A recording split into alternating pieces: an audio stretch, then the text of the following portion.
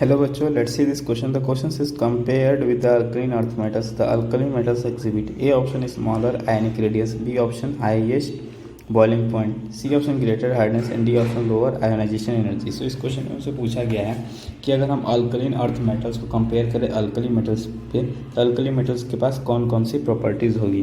तो चलिए इस क्वेश्चन को सॉल्व करते हैं. इस क्वेश्चन का जो की कॉन्सेप्ट है वो है change in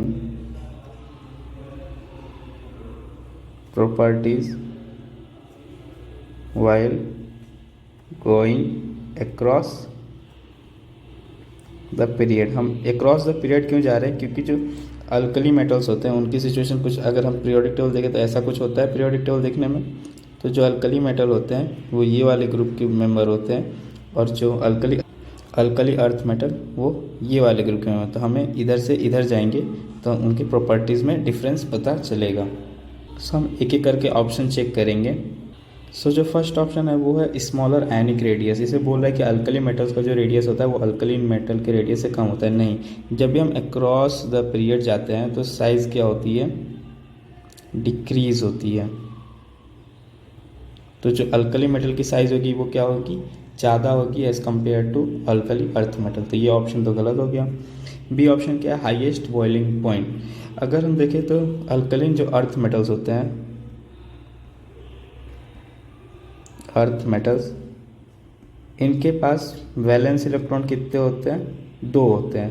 तो ये जो होता है एक अच्छा सा एक स्ट्रॉन्ग बॉन्ड फॉर्म करते हैं. और जो अल्कली मेटल होते हैं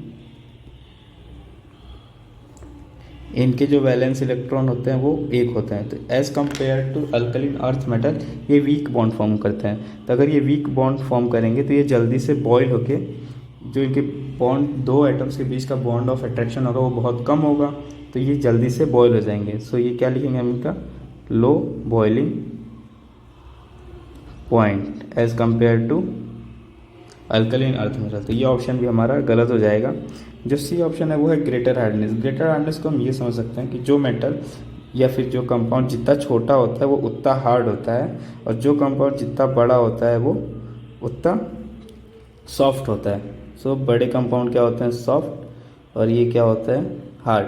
अब हम देख रहे हैं कि हम इधर से फ्रॉम अक्रॉस द पीरियड जाते हैं तो साइज़ क्या होती है? डिक्रीजेस. तो जो सबसे हार्ड कौन होगा? Alkaline earth metals. तो अल्कलीन जो अर्थ मेटल्स होंगे वो हार्ड होंगे और अल्कली जो मेटल्स होंगे वो सॉफ्ट होंगे as compare to alkaline earth metal. तो ये ऑप्शन भी गलत हो जाता है. डी ऑप्शन है लोअर आयोनाइजेशन एनर्जी. जो आयोनाइजेशन एनर्जी होती है वो डिपेंड करती है किस पे? साइज ऑफ एटम पे. तो फ्रॉम अक्रॉस द पीरियड हम क्या देख रहे हैं कि साइज ऑफ एटम डिक्रीज़ हो रहा है. तो आयोनाइजेशन एनर्जी क्या होगी? इंक्रीज़ होगी. क्योंकि जो आईपी का रिलेशन होता है साइज ऑफ वो इन्वर्सली प्रोपोर्शनल होता है. तो अगर एटम की साइज बढ़ेगी तो आयोनाइजेशन एनर्जी कम होगी. और हम जानते हैं अक्रॉस द पीरियड सबसे जो बड़े मेटल्स होते हैं वो कौन से होते हैं? Alkali metals. तो उनकी जो आईपी होगी वो सबसे कम होगी. तो अल्कली मेटल्स हैव लो आई और आई हम इसे ही आई और आई दोनों सेम चीज़ होते हैं. So the final answer to this question is option number D. I hope you understood it well. Best of luck.